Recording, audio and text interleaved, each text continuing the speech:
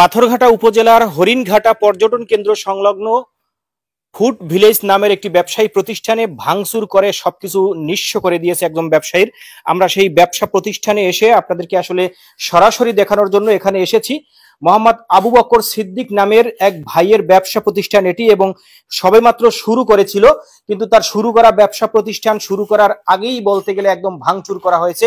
আমরা একটু কথা বলার চেষ্টা করব এই যিনি ব্যবসা প্রতিষ্ঠানের যিনি মালিক, আপনি একটু এখানে আসেন, আমরা একটু কথা বলি আপনার সাথে। এই আপনারা একটু যদি একটু লক্ষ্য করেন যে এই যে চেয়ার টেবিল থেকে শুরু করে তার এখানে যা কিছু ছিল সবকিছুই একদম তছনছ করে দিয়ে গেছে।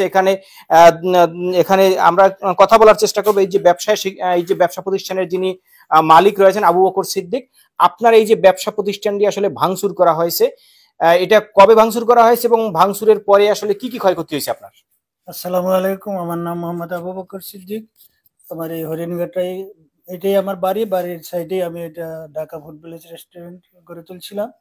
কিন্তু আমার এই জায়গাটা কিছু সন্ত্রাসী বেশ কিছুদিন যাবত আমার কাছে চাঁদাবাজি করতো, কিন্তু আমি চাঁদা দিতে অস্বীকার করতাম, কারণ এখানে বেচা কিনা হয়তো কম, কিন্তু আমি মানুষের জন্য খুব সুন্দর করে এটা গড়ে তুলছিলাম। হয়তো অনেক লোকই আসছে, অনেক সময় অনেক সরকারি কর্মকর্তাও আসছে। তো যাই হোক, এটা সুন্দর করে করার পরে ওরা চাঁদা না দেওয়ার কারণে বিভিন্ন সময় আমাকে হুমকি টুমকি দিয়ে আসছে। এর পরবর্তীতে সুযোগ বুঝিয়ে তারা ওই 5 তারিখ 5ই আগস্ট, যখন সরকার একটু পরিবর্তনের দিক তারা লক্ষ্য করছে, সাথে সাথে রাত 10টার দিকে এসে আমার কাছে চাঁদা দাবি করার কারণে আমি চাঁদা না দেওয়ার ফলেই হঠাৎ করে তারা ভিতরে ঢুকে অতর্কিতভাবে হামলা করে আমার এগুলি ভেঙে চুরমার করছে। পিছন থেকে আমি জীবনে বাঁচার জন্য পালাই ঘরের ভিতরে ঢুকছে, আমার নিজস্ব ঘরে, কিন্তু সেখানে গিয়েও তারা আমাকে আক্রমণ করছে। কিন্তু এখানে দেখা যায়, এই যে আপনি দেখেন, আমার এখানে প্রায় 4.5 লাখ টাকার মতো মালামালা ছিল, ওভেন ছিল, তারপরে ইয়া ছিল আপনার ব্লেন্ডার ছিল, তারপরে মাইক্রোওভেন, যেগুলি মানে আমি কেক থেকে বানাতাম সব কিছু আর কি, আমরা নিজেরাই বানাতাম। ওই জিনিসগুলি সব ভেঙে চুরমার করে কিছু লুটপাট করে নিয়ে গেছে।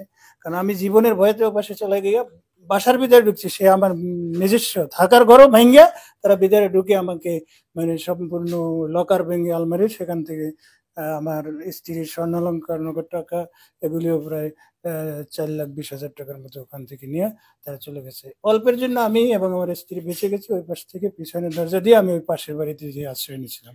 আপনার সর্বমোট কত টাকার ক্ষয়ক্ষতি হয়েছে? 8,90,000 টাকার মতো।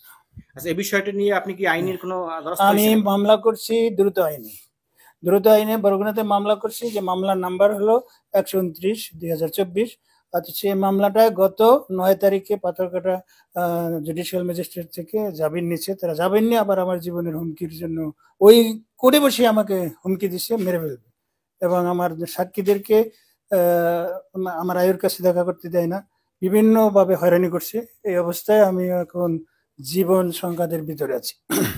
তো যাই হোক দর্শক, আসলে একটা ব্যবসায়ী তার সর্বোচ্চ পুঁজি দিয়ে কিন্তু এই ব্যবসা প্রতিষ্ঠানটা সাজিয়েছিল, এবং তার চলার একমাত্র উপায় হচ্ছে এই ব্যবসা প্রতিষ্ঠান। কিন্তু এখন গত 5 আগস্টের পরে তিনি কিন্তু কোনো কাজকর্ম করতে পারতেছে না, এবং তার বর্তমানে চলার মতো কোনো পরিবেশ নেই।